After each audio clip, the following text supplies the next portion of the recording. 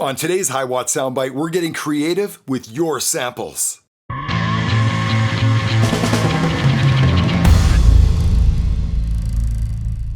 Oh man, I'm not sure it's even legal to be having this much fun under lockdown.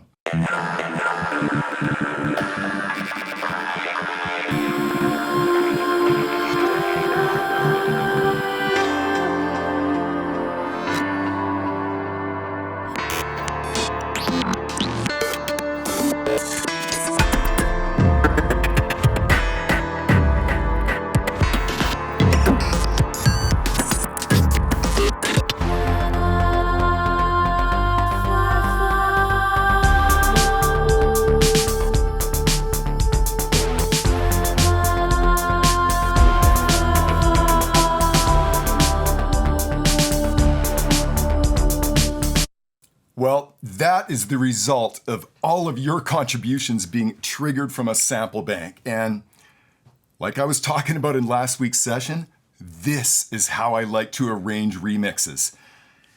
There's nothing quite like having all of these sounds laid into sample banks. And because of the nature of how we put this project together, just about every one of the 344 stereo samples that I put together all play together. I mean, this is one of the magic concepts of putting a session like this together. So you can imagine 344 individual and unique parts from all of your contributions result in an unbelievable remix palette.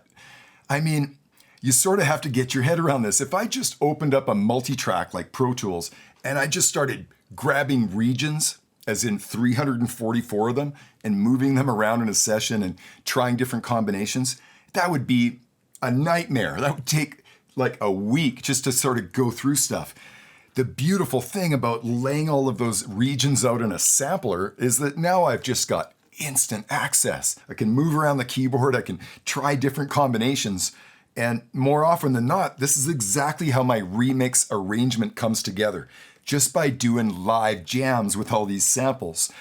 When you do that, inside your DAW, it's critical to capture that, record your MIDI tracks that you're using to trigger all these sounds.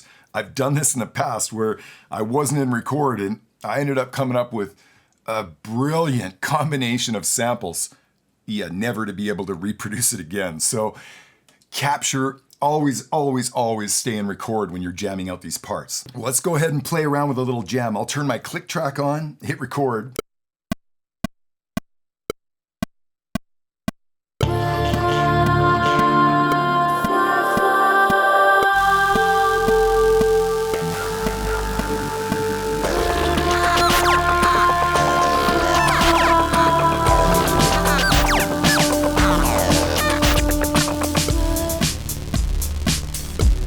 Okay, well, there's a simple little jam idea we just put together. Well, the very first thing I'm gonna do is go and quantize those MIDI tracks so that all of my individual samples play right on the money, right? I've gone through and worked very hard to tighten all those edits up and make sure everything is perfectly in time. So once I lay down a jam idea, oh yeah, I simply just go back and quantize those parts. So let's do that right now.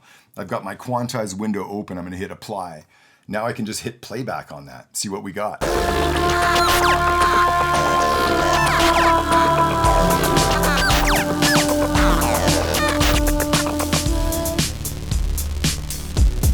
Yeah, there's just about nothing I'm gonna be able to do to project just how creatively awesome and fun this is. You're just gonna have to dig in and experiment. This is so much fun.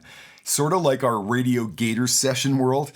Once you dial up a session like this, you're gonna get buried. I mean, I promise you that I'm gonna get buried for a couple of days on this remix just because of the sheer volume of information that I have to choose from. Well, let's go ahead and make up one of these sample banks that I keep referring to. You know, my sampler of choice for the past 25 years has been Mo2's Mach 5. I literally have thousands of sample banks created for that platform, which is no longer being supported. The thing is history. Well, you can imagine how excited I got when I first learned that Mo2 originally licensed the UVI audio engine for Mach 5. Well, that means that every one of the sample banks that I just built for the last 25 years, boom, every one of them opens right up in Falcon, the UVI workstation. Oh man, that was lucky. Okay, so let's have a look at Falcon. What a killer program this is. You can do just about anything with Falcon. Today, we're using it strictly as a very straightforward sampler, and it does a great job of that. So right now, I've got our current sample program open.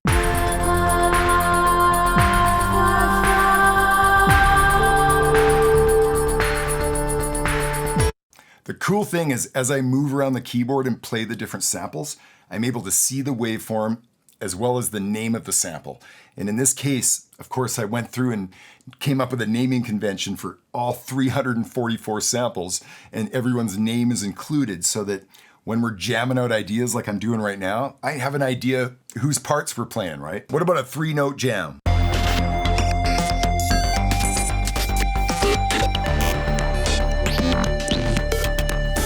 That's Jude, Steve, and Mark.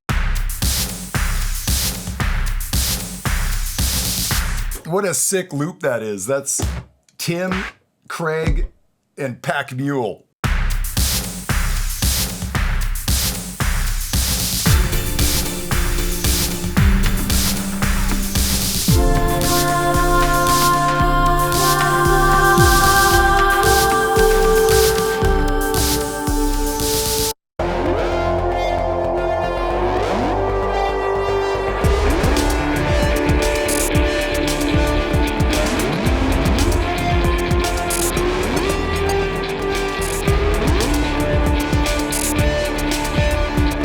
That little jam from Bree, Pete, and Steve. Nice one.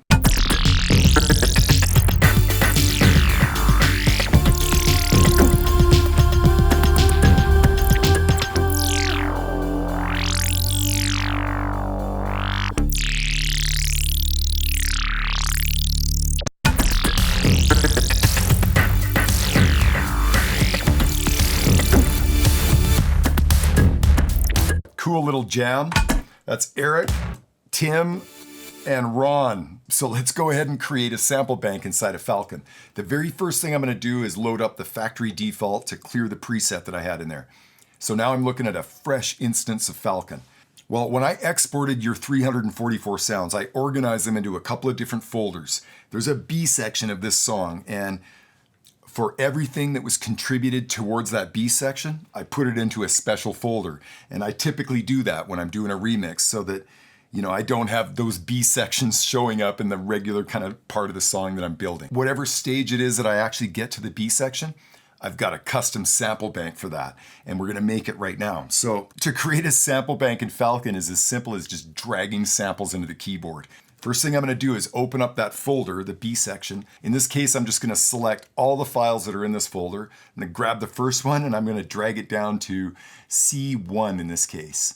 And I can adjust, depending on where I put my cursor, how I want those samples to be laid out on the keyboard. I want each sample to be on each key, right? So just adjust that. And then as soon as I get that, let it go. Boom, it just loaded them all in.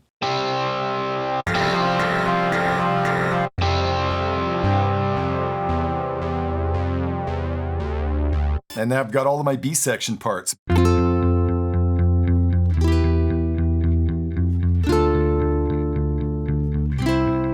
Way too much fun.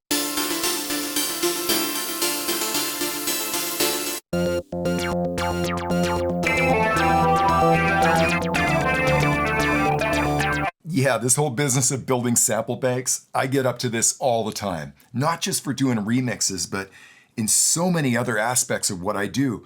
Every time I have a guitar player come in and play original guitar parts on one of my songs, instead of just editing those guitar parts together in my multi-track, I'll take the time and effort to export every single one of those riffs in stereo and create another sample bank so that I can ultimately come back and replay all those parts on my own song. One of the unbelievable benefits of taking time and effort like that to make sample banks is the fact that now you can repurpose those sample banks forever. They become part of your proprietary library. So this is absolutely something that has been a game changer. When I go to make music today, I have a lot of source sounds to choose from. It's just the nature of the beast. When you've been at this as long as I have and making as many sample banks, you've got a lot of sounds to choose from. That palette gets really big, and it's proprietary, right? No one else has those sounds. Well, thank you very much for sitting in on today's session,